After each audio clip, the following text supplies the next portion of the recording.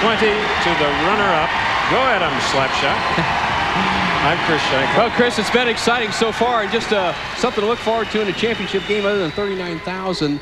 The record score for the all-time record is only needed 430. Players only have to average 250 in this final game to break the all-time record set in Sayville last year of 250.1. And they are averaging 262 right now. And you have a special announcement for us, partner. Well, I think I know it's good news for television watchers because the PBA and ABC Sports recently signed a 2-year contract. It's an extension guaranteeing the fact that broadcast coverage of the Professional Bowlers Tour will continue through 1997. The first air date will be, oh, you like that? Okay.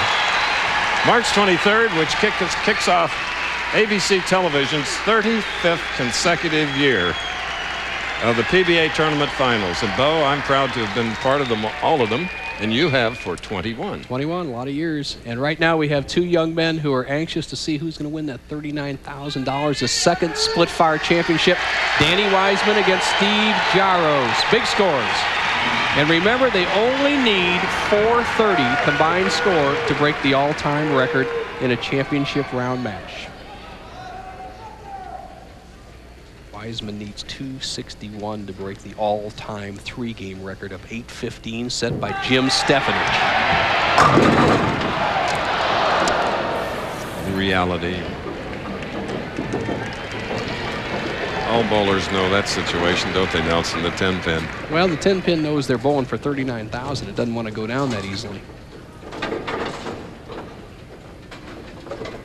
Wiseman, who is an excellent player, both left-handed and right-handed, almost of equal ability. And Chris, one note on that, left-handed or right-handed on the Pro Bowlers Tour, if you can bowl just as well left-handed as right-handed or nearly as well, you can bowl with either hand, although in sanctioned bowling leagues, you have to maintain an average with either the right or the left. 29-year-old. Tournament leader is greeted by a 10-pin on the right wing. His best this year was 9th in Ray Becker's Peoria tournament. A beautiful, smooth style of Steve Jaros. He's a grind-out player, very methodical, up here, everything in good position, much like our tournament winner, Jack Jurek, last week. And Chris, he's not prone to shoot the big numbers. He's a grinder-outer. I think he's really got to change his game plan here. All right. And what I would do to change that game plan is see what happens the first couple of frames. If you're 10-pin, 4-pin around, as Joe Bush looks on, if you're around the pocket, you have to change and go with a little more speed. Jill is a promotions supervisor for Splitfire Spark Plugs. They all had fun last night at the ABC Sports Party.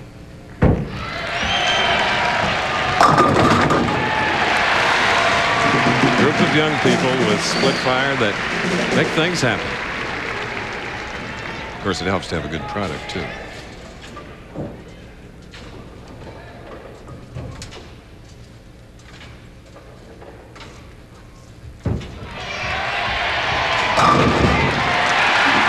All right.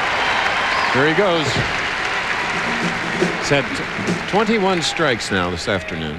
The whole championship round among all 5 players have been 80% strikes out of the 69 shots leading in this championship game, Chris. Tremendous action. And obviously, you cannot throw a weak sister, a weak strike ball down there right now. So Danny Wiseman with the real good wrist action. I like the way he opens his hand, closes it, and a wrist up right on behind the ball.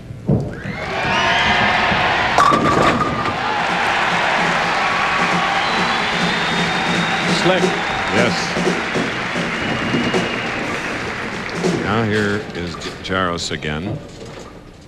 He last won the Choice Hotels Classic in 1993, and 2 years earlier he won the same event in Edmond, Oklahoma.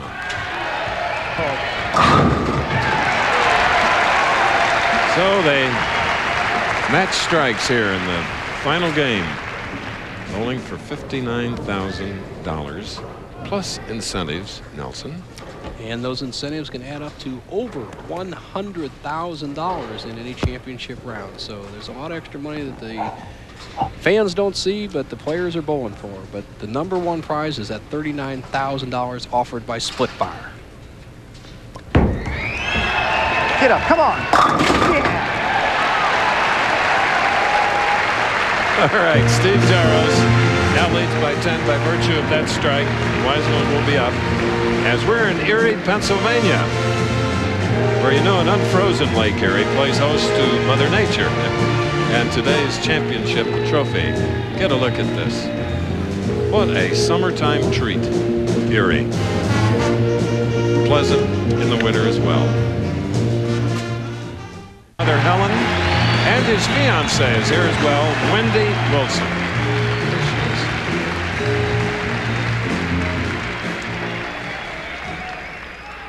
But now it's Danny Wiseman. Can even things up with a strike in the fourth.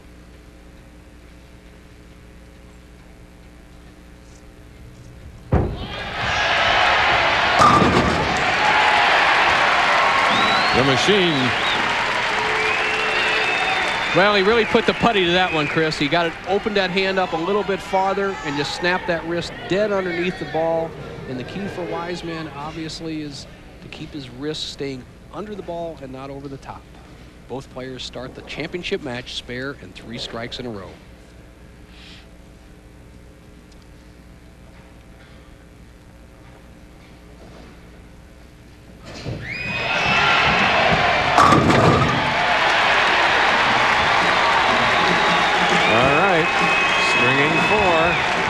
And taking a 10-pin lead, but now Steve Jaros is up.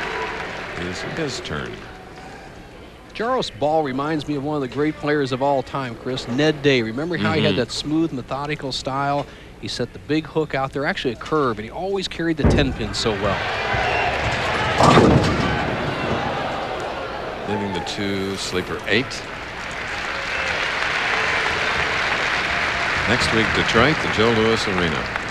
The man with a low-maintenance swing, shoulder high, inside out. He's playing a pretty good-sized hook, much like Mark Williams was playing. And every once in a while, they get caught in that oil in the center. The result on that shot was the 2-8 spare, and by no means a gimme.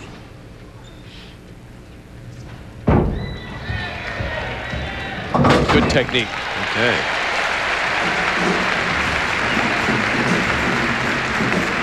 All but one round. 18 games of qualifying, 24 match play finals. Steve Jaros averaged over 240 on the last 24 games in rounds 4, 5, and 6, and he's going to have to come up with something along that line to stay in there with Danny Wiseman if he wants any chance here in the championship.